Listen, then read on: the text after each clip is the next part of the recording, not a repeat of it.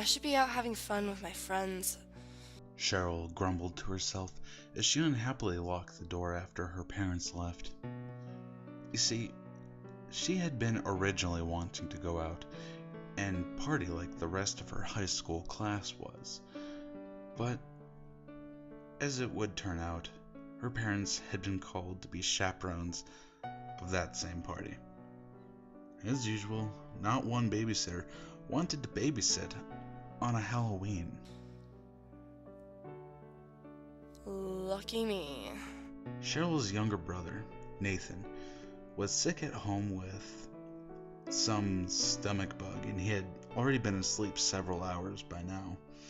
In as annoyed a fashion as one could muster, she flipped on her television and practically threw herself onto the couch. Boring, and more boring, she said as she flipped through the channels. You know, for it being Halloween, there seems to be nothing on. Finally, more or less giving up, Cheryl turned to one of the local movie channels and waited for one of the movies to load. Rolling her eyes, she made her way to the phone. Hello? She could hear strange music playing in the background. Other than that, there was no response. Hello? Again, there was no response. She waited a few moments before hanging up. She figured it might have been a wrong number or a slow-loading machine. This was the night for prank calls anyhow. Strange, she muttered to herself. Looking back at the television, she noticed the movie wasn't done loading yet. This actually didn't annoy her. She decided that since she was already up, she might as well make herself some popcorn. After a few minutes, she had a huge bowl just full of it, and was about to take a handful when... Hello? At first, there was nothing. Then that strange sound started up again. This time, it was noticeably louder. Although she couldn't recognize the tune, something about it felt off though. Is anyone there? This time, the other end hung up first. She wasn't exactly perturbed by her experience, but she'd be lying if she said it didn't concern her just a little. Quickly retrieving the bowl of popcorn, she hurried back into the living room. The movie was just barely getting through the previews when she sat down. She was utterly determined to put the calls out of her mind. Halfway through the film, Cheryl had exhausted all of her no don't it's and no and he's in theirs and found herself again bored. She even eventually began to nod off. Coming out of her half-dazed state, not thinking of her vow to not answer the phone anymore tonight, she picked up her end of the receiver. Hello? Have you checked on him yet? A voice chilly answered on the other side. She felt a small shiver crawl down her spine. She had heard this music tonight before, but now it was louder. Was this the caller from before? What? She asked shakily. Poor little sick child, alone in his room, upstairs, and no one has checked on him. How lonely he must be. How do you know about my brother? A good sister always looks in on her sick brother. The caller hung up, leaving Cheryl petrified. Taking the phone with her, she raced up the stairs, down the hallway, and flung her brother's bedroom door open. Hurriedly, she flipped the lights on and ran to her brother's bed and shook him. Nathan, are you okay? Grunting to himself, Nathan cracked one eye open and hazily stared at her. She sighed to herself in relief. I'm sorry for waking you. Go back to sleep.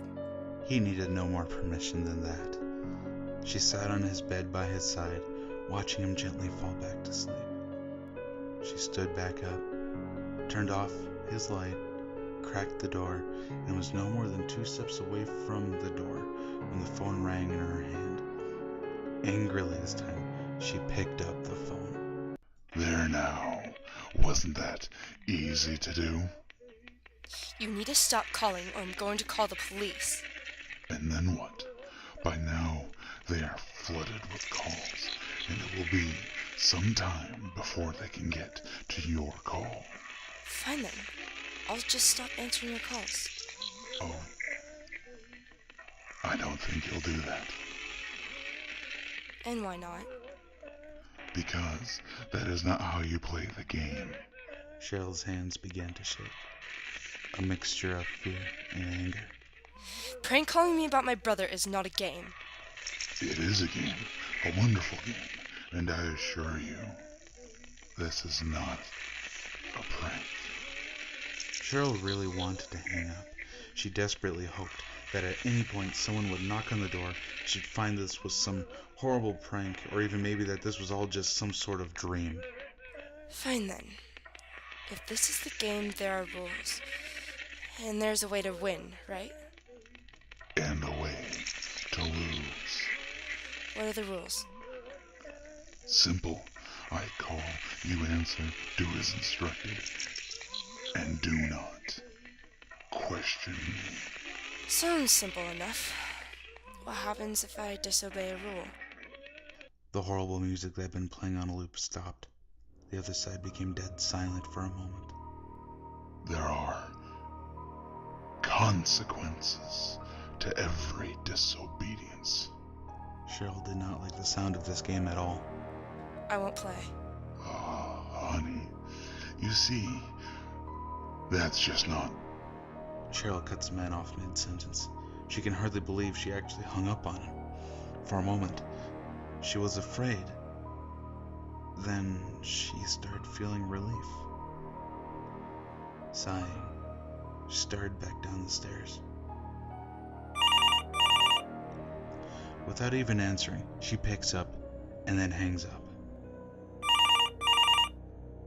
Again, picks up, then immediately hangs up. She smiles to herself a little smugly as she feels triumphant for her actions. This bout continues for several minutes. All the while she felt more and more empowered.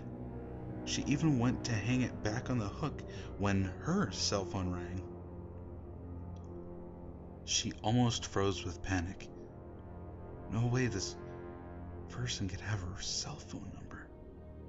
There was just no way. Pulling her cell phone out of her pocket, she glanced at the number. It was her boyfriend calling her. She sighed heavily and smiled. He was probably calling her to find out why she wasn't at the party. Hi, sweetie. Sorry I couldn't... Look out your living room window. It felt like ice ran down her spine as she heard the man's voice. Her hands shook. She almost dropped her cell phone. How did you get that phone? That is not how the game works. Remember, no questions. Look out your living room window. She almost felt like the floor was moving beneath her feet. She willed herself to stay put, yet she kept getting closer to the window. After several moments, she peered through the glass and out into the night. The street lamp closest to her house was out, and she thought she could see a figure standing in the darkness, but she couldn't be sure. I don't see anything. Let me fix that. The street lamp flickered on a moment before it shined at full radiance. Though it was still overshadowed, she could make out the form of a familiar jacket and hat, and what appeared to be Thomas. He was hanging from something, keeping him stretched out like a cross. Cheryl's heart leapt into her throat. Can you see him now? The voice said as the other phone hung up. She dropped both phones, ran to the door, unlocked it, and flung it open. Racing across her yard, Cheryl could only think of the figure she saw just a few more feet away. Upon reaching the figure, she stopped. It was Tom's jacket and hat, but underneath was just sandbags arranged to look like a person. Quickly, Cheryl looked around herself, finally realizing she was outside, where the caller was. Without caring to look back, she bolted for the door. The whole way she felt as if there was a presence just beyond her vision, following her. She slams her door shut, locking it, then staring at it for several more seconds before doing anything. Her eyes dart to the phones on the floor. She hesitated only a moment before answering. You see now, wasn't that fun? What do you want? I've already told you. We're playing my game. I call, you answer, you follow my instructions, and you don't question me. How did you get Tom's things? I said no questions. Please, stop. Sweet thing, we're just getting started. Are you ready to play my game? Cheryl quickly hung up the phone and dialed 911. After a few anxious moments, her call was answered. Hello? There's a man outside, and he won't go away. He has my boyfriend's phone. I think he's done.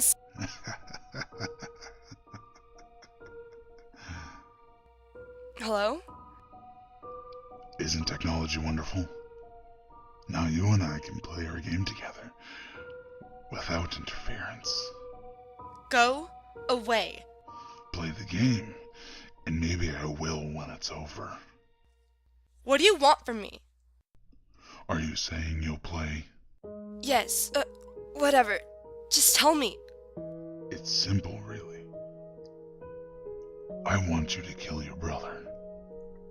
She couldn't believe what she just heard. He couldn't possibly have just demanded that. And what if I refuse? Then I come in, and I kill him, and then I kill you. Don't you see? This is the game of the survival of the fittest. Natural law, or Darwinism, if you prefer. The strong rooting out the weak. I won't do that. I can't kill him. He's my brother. Brother, sister, mother, father, daughter, or son. None of it means anything. They're just descriptions of genetics. In the end, a human is nothing more than an animal that can use tools. Yet as animals, we are still subject to the laws of nature. How is this natural law? You're telling me to kill someone that will recover. This is natural law, because either you kill him, or you will die as well. The laws of nature dictate that you kill him, so that the strong may survive. That's always how it's been. No. No? Are you deaf? I said no. I would kill myself before I'd hurt my brother. Now, there's an interesting alternative. What? Never mind, just thinking out loud. Are you sure you won't reconsider? I mean, it's not like it's hard. You just walk into your kitchen, grab the largest knife from its holder, and then... No. Well, if you're sure. There was a light tapping on the window adjacent to the door. She turned around slowly and was horrified by what she saw. A pale face, almost too pale to be real, with solid black eyes. They seemed to sparkle with insane delight as the face looked in on her. How about you let me in, and we can get this over with a little faster. I have a schedule to keep. Cheryl dropped the phone and backed away from the door. She felt as if she was walking through knee-high mud. She could barely force her legs to move. The face in the window cracked a smile at her, put a finger to the glass, and it circled around and around and around. Then with a very sudden, the man smashed his fist through the window and began reaching inside towards the door's locks. She finally found the will to move, and with all the urgency her feet could take her, she raced up the stairs towards her brother's room. Wake up! Wake up! Her brother bolted upright and looked at his sister with bleary-eyed panic. Come on, get up. We have to go to the neighbor's house. Her brother's eyes focused suddenly on something behind her, and he barely managed to yell, "Look out!" She was struck hard on the back of her head, making her thoughts and visions swirl around endlessly. She didn't see what happened, but she did see her brother crash hard against the wall and curl up into a ball on the ground. Nathan. Come on. I want to show you how easy this would have been for you. A hand grasped her ankle and began dragging her towards the stairs. You see, this all could have been avoided if you had actually just followed the rules. She rolled over on her side and managed to grab the railing. Come on, girlie. No! He tugged on both of her legs now, trying to pull her down the stairs. She flailed, trying to make him let go, but to no avail. You're only making us take so much longer. We could have been done already if you had just let this happen already. She tried kicking at him, but he stood far enough down the stairs to be out of reach. He laughed lightheartedly to himself. "Let go of my sister!" Nathan yelled angrily, his voice husky with sickness. There was a metal sort of sound as the bat connected with the forearm of the man, making a crunching sound emanate from the point of contact. The man immediately let go of both her legs and cradled the newly injured arm when the bat connected a second time, this time on the man's horrible face. He staggered a moment, holding on to the railing. Get away from us! The bat connected with the man's hand that held the railing and was swiftly followed by Cheryl kicking him squarely in the chest. He tumbled down the stairs and limply landed on the floor with a wet foot. Cheryl and her brother stared at him for a moment, making sure he didn't move. Although she could not make out the color, a wet sheen was growing beneath his head. Nathan, go to your room. I'll be right back. She said, picking herself up, and as quietly as she could, she walked down the stairs. She stopped just a couple steps before the main landing and looked down at him. He hadn't moved. His eyes were visibly open, and it didn't look like he was breathing. There was a knock on the front door which made her jump. There was another man in the doorway holding a flashlight. "Hello?" Who are you? She exclaimed, frightened, ready to race back up the stairs. "Your neighbor called. She said she heard screaming." The light from the flashlight fell on her. "Are you all right? You look a little..." The light from the flashlight darted down to the intruder's body lying on the floor. "Stay where you are, ma'am." The police officer reached to the radio on his shoulder. "Officer Bennings to dispatch. I'm at 4th and State, reporting on the concern of screaming from inside the house. I have what appears to be a 419 on the premises. Send the MEs." Cheryl almost started to cry. She was so relieved. "Ma'am, is there anyone else here in the home with you?" Just my brother. He's upstairs. "Please, bring him down here. We'll sit together outside and wait for the others to get here." She turned and went up the stairs. A great swell of relief flooded her. She found him under his bed, holding the bat firmly. Gently, she pulled him from under the bed and into her arms, holding him tightly. She heard the officer's radio blare for a moment as it came to life. "Bennings, get out of there. A voice over the radio whispered, sounding disturbed. What's up, Carl? Get out now. There's someone by the attic window. And I think they have a knife. A chill crept down Cheryl's spine as those words sank in. Bennings, get out. I lost sight of him.